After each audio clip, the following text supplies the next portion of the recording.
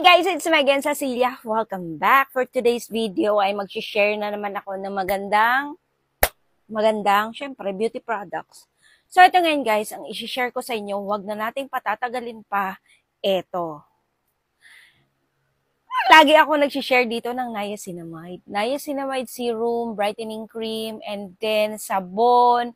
So, ngayon guys, eto naman, niacinamide is the best. Kasi alam nyo guys, kung bakit i-share ko sa inyo, kasi maganda ang kinalabasan para sa akin. Kasi niacinamide, brightening, tapos hydrating, dagdag hydration ng ating balat na medyo tuyot na, lalo na kapag tayo may edad na, pag matanda na tayo, ay kulang na tayo sa hydration. Yung 'di ba? Hindi na nagmo-moist yung balat natin. Parang kulang na tayo sa tubig sa buong katawan natin. Char, joke lang 'yan. Ito po siya, guys. Basta yung lotion na nakaka-moisture talaga sa balat natin, yun yung the best.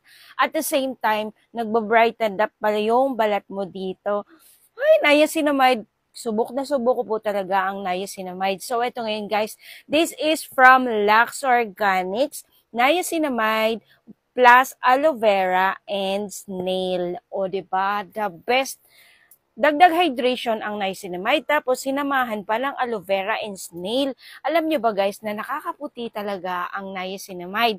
Nakaka-brighten ng itim-itim or age spot sa ating balat ang niacinamide. Guys, alam nyo, na-share ko na din to sa TikTok. Ngayon, gusto kong i-share din dito sa YouTube ko kasi nga maganda siya.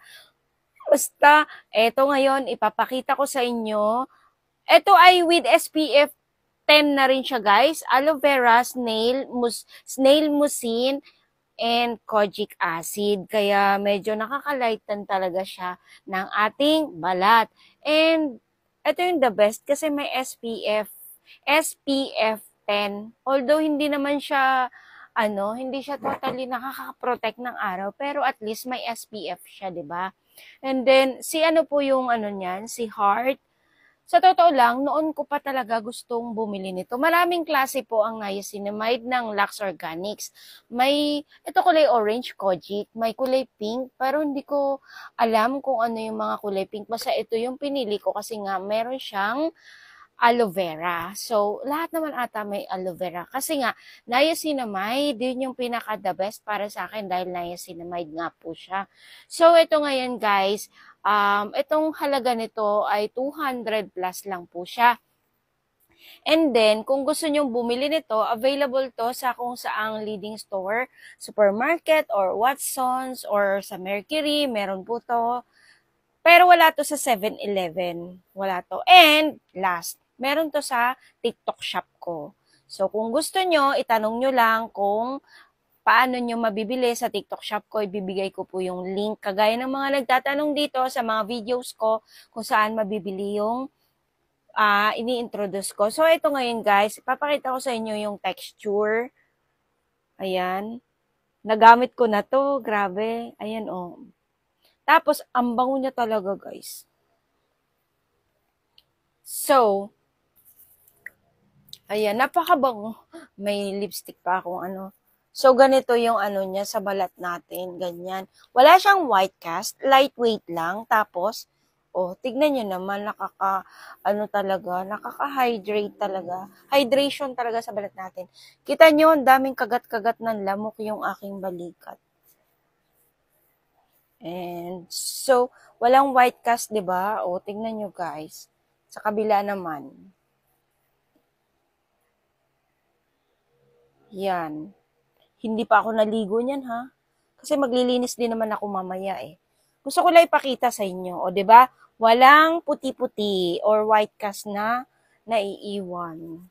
Pinaka gusto ko kasi talaga sa mga lotion, yung nakaka-hydrate lang talaga ng balat or nakaka-moisture lang talaga ng balat ko. Yun yung pinaka gusto ko. Kahit hindi na ako pumuti, basta hydration siya sa balat, dagdag hydration.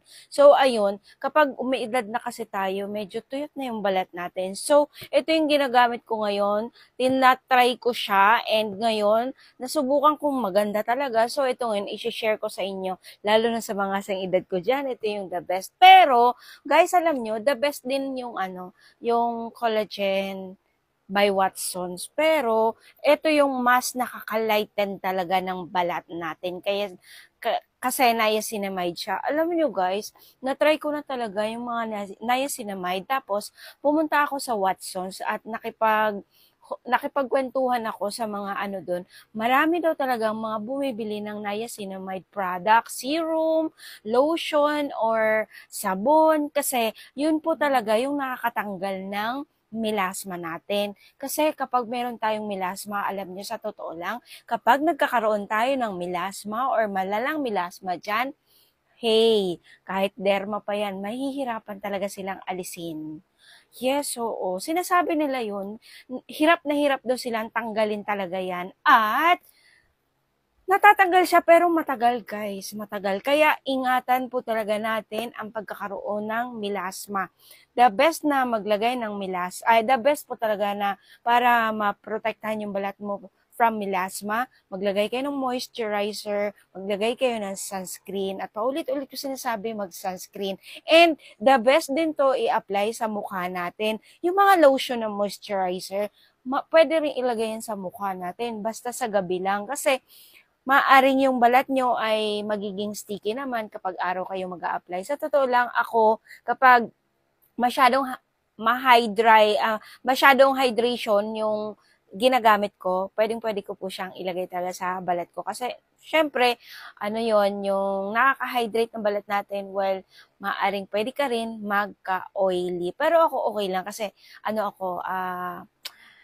dry skin type ako. So, ayun lang siya guys. Kung gusto nyo nitong niacinamide na lotion from Lux Organics, legit lang po ang dapat nating bilhin. Ito ay 200, almost 300 po ang price nito kapag kayo bumili sa TikTok shop, and ganun din naman sa Watsons. So, that's it for today's video. Maraming salamat. This is Lux Organics Niacinamide na nakakaputi. Bye!